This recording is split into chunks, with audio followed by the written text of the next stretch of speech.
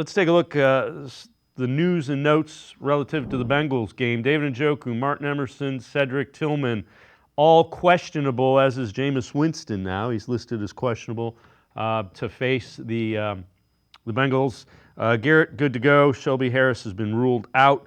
Kevin Stefanski did say he's hopeful that Emerson and Tillman will clear concussion protocol and be good to go. But again, we'll see. Make sure everybody's healthy. The biggest thing about these games is don't get anybody hurt that's going to miss part of next year. Man, listen, this is one of the worst.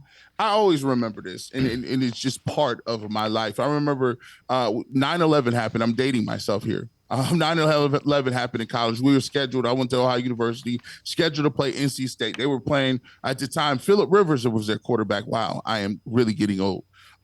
They postponed that game on 9/11, postponed it to the end of the season. It was the last game of the season. We were horrible. We were 1-10, and we were scheduled to go down to play NC State. We get there, and I just remember, I'm like, man, I'm feeling great about myself. I'm like, well, look, we're 1-11, but I was a starter that whole season as a freshman, so I'm like, this is cool. I could work on my game.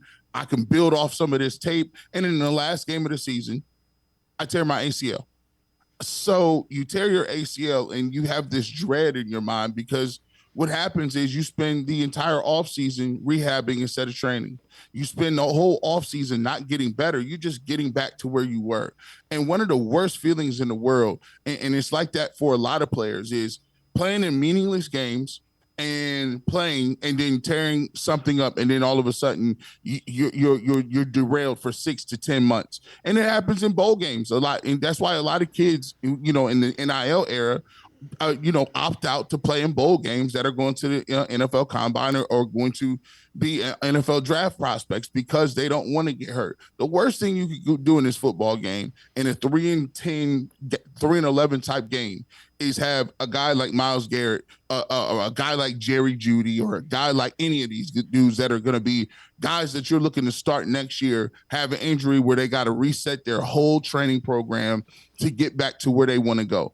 I would, if you weren't 100% and you did not have some sort of incentive on the line. Now, if guys got incentives and contracts, and Jerry Jeudy's having a heck of a year, he's having a record year.